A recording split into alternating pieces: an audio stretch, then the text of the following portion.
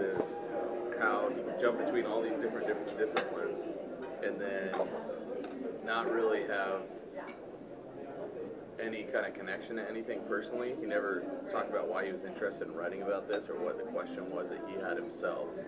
But then in the end, he starts to identify, and you're almost kind of reading it like, is this a craftsman writing this book that knows all this stuff, or is this someone that's a hobbyist, or how does it kind of come together? I think that's kind of where the book fell apart for me a bit, like where I started to not be able to understand. I mean, I can understand all the different stories and kind of, but he was using so many different things like metaphors, in psychological evaluation processes, in surgery, in all these different things, trying to come together and say that craftsmanship is good. I think the best argument he made was, or some of the better ones he made, was the kind of that the future of craftsmanship, kind of the machines. You have to embrace the machine. You have to embrace the fact that the machine can displace the craftsman, and that's where the future of this lies. And that's kind of where we're going to be able to see it, or be able to make a decision to kind of accept it in the future of society or not. But I found it after that argument, after there's some very clean arguments at the end of chapters early on that were kind of clear and like, yeah, okay, that's interesting. But then as it got longer and longer, he just started getting more long-winded and tangential, and it's kind of like... Well, I feel like in terms of the idea of working with the machine or against the machine, that was like the whole idea of enlightenment. We kind of understood that we need to work with the machine. We're not working against the machine. So we need to work with the machine and not work against it, which I think, obviously is where we are right now. We're working with machines. We're not trying to work against them. But he's kind of endorsing that we continue to do that. But I don't know if he's really like he definitely is like I don't know, dilettante may be kind of a patronizing term, but he's got his hand like in a lot of different places, and he is he's a philosopher, he's a sociologist, so I don't think he really considers himself a craftsman, I would say, except maybe in terms of being a cellist. He talks about like his cello. He keeps referring to his cello and like how great he is at the cello. But to me, that wasn't as much of a concern in terms of what he himself, where he came from.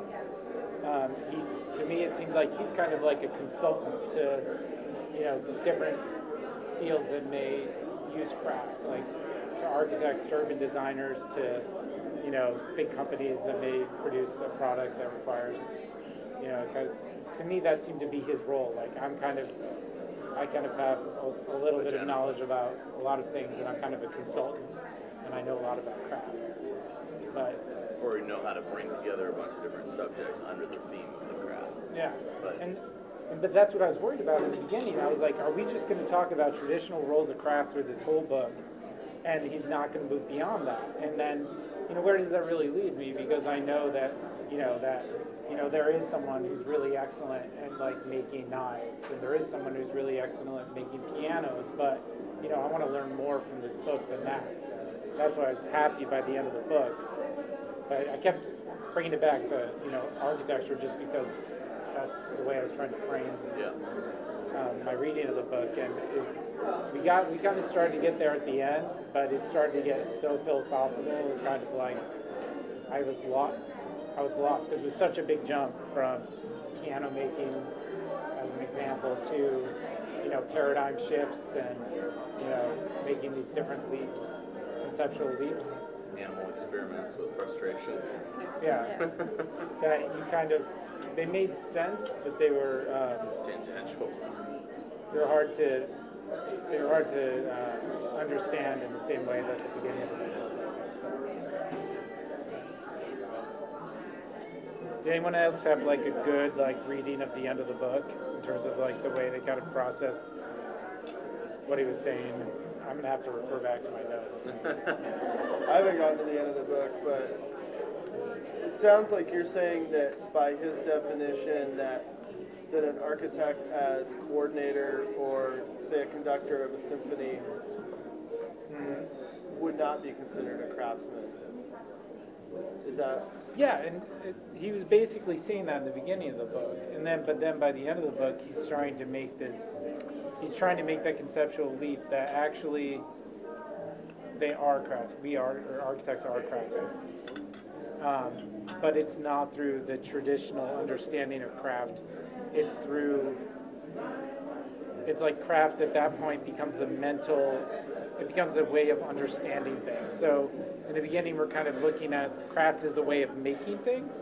And then by the end of the book, we're like, craft is the way of thinking about things. Yeah, you move from the hand to the mind. And maybe that's really like what he's talking about is that craft isn't just about making things, it's about the way of thinking about things. And that started to make that leap to architecture, but his way of getting there was kind of convoluted. Well, I'm kind of curious, especially because like you could debate whether an architect, coordinator type architect, or that's the head of a team and a series of consultants, or the conductor is not a craftsman. But if you take his like Renaissance model, it'd be hard to deny that somebody that's the head of a studio, like a great painting master or someone like that, like Raphael, or is not a craftsman, and yet they're doing very much the same thing. Like they're maybe lightly sketching out some ideas, having their minions turn those into cartoons, and they put a couple touches on the fresco and they're done. And maybe they're coming up with the idea, but in terms of the handwork, and like sort of muscle memory and whatnot, and having those things down pat, they're not practicing those things. I'm not saying they don't have those skills, but it seems weird to talk at the beginning of the book about like the apprentice and journeyman and whatnot, and then the highest part of that is being the master, and then the master somehow transcends being a craftsman in that way. By that definition. But like I said, I haven't read the end of the book, so I don't know if he expands the definition beyond. Well, he does. He does expand the definition, but I guess, and that's like interesting because in all those examples in the beginning, this is where I had a problem with like that shift by part two was. They're all like, okay, he's a goldsmith, right? And in goldsmith, it's a very concrete, very straightforward craft. You're taking gold, you're manipulating gold, and you're creating some kind of object from the gold. And in the second part of the book, and then he has his workshop, and he has his apprentices, and he becomes the master of that. He's master of the craft. But to become the master, he talks about tacit knowledge. You have to have this knowledge that becomes inexplainable, and it's just through the habit of working that you obtain this knowledge, which was kind of starting to make those conceptual leaps.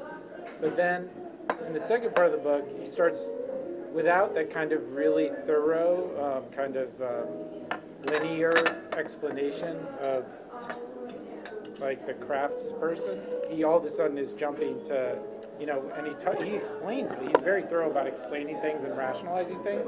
He's like, and I think it's called a paradigm shift or something. You all of a sudden, he's like, okay, and then we make a paradigm shift, and we're talking about urban design, and which I thought was great, but I guess I need to spend more time understanding what he's actually talking about when he talks about that paradigm shift, because it almost seems like a different book. It's like, and I thought it was great because I wanted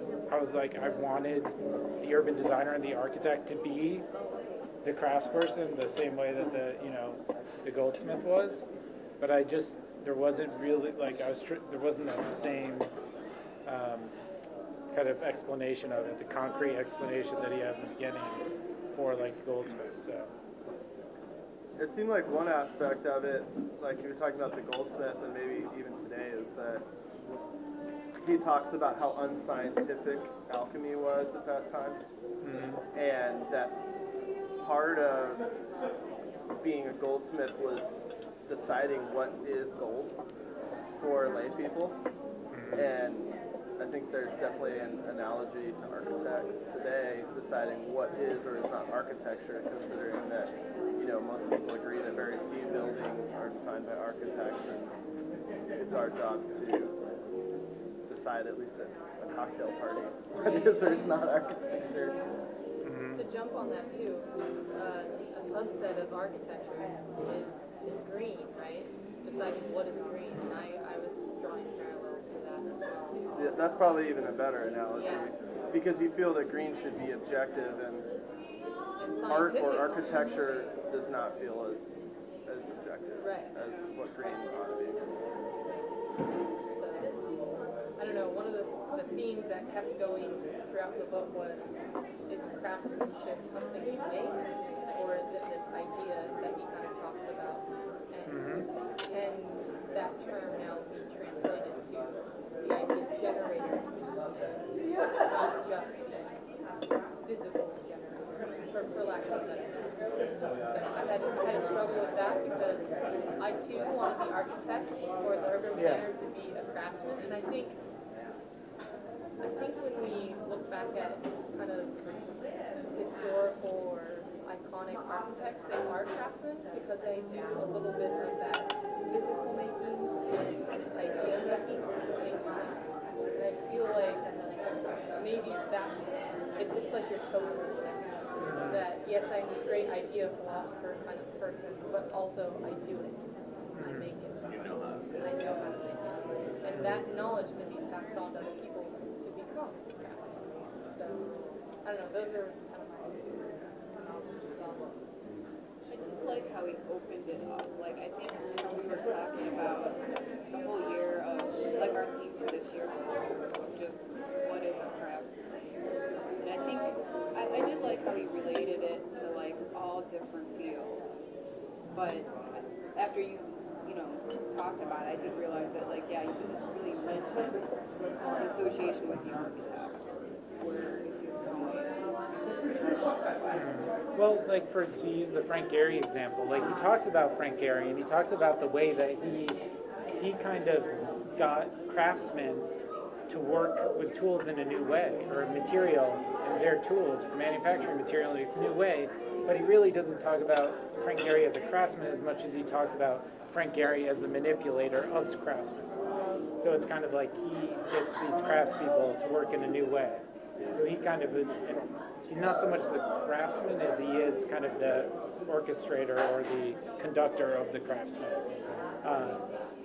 which I think is really interesting. And I'm totally okay with architects not being craftsmen. But I just was interested if he was going to ever make that jump, and he kind of did, and he kind of didn't, which I think was what I'm kind of like was a little like interested in. Is he kind of talks about the architect as craftsman, but then he kind of distances himself from that characterization of the architect or urban designer. And I think there's a reason for that, but he's not very explicit about it. It's kind of like, I guess, like you were saying, like it's more like the architect is kind of more of a craftsman of ideas and concepts, and than he is so much the craftsman of material. And it's totally valid, but in some ways the architect has to be a craftsman of material too. But it's just like one step removed, and there's such a broad definition of architects, I guess, that's part of the problem. But even he had this he needed to talk about it, because he could have just skipped it. He could have not talked about architects. He could have not talked about urban designers. But I felt like he needed to make that jump at the end of the book, and he did. But I think that's because architecture is so affiliated with arts and crafts in like a non-architect's mind that. And I remember the first time he referenced it, he was actually talking about some really crappy development somewhere in that Russia. was laid out. No, not that one. It was laid out somewhere, wherever, New Jersey or something. Oh, yeah. But it was laid out in AutoCAD, and you could feel it. Yeah, you could feel that it was laid out in AutoCAD. But I think the thing that I was kind of frustrated about is that as architects, I don't have any muscle memory except for CAD clicking, Yes. I can't really think of anything that I can barely make stuff out of wood, I can barely make stuff out of metal. And I think that was a kind of theoretical tension in this, at least, because it's not written for an architect audience, it was written for anybody to pick it up and read it, but as an architect, you're kind of where do I fall in? Should I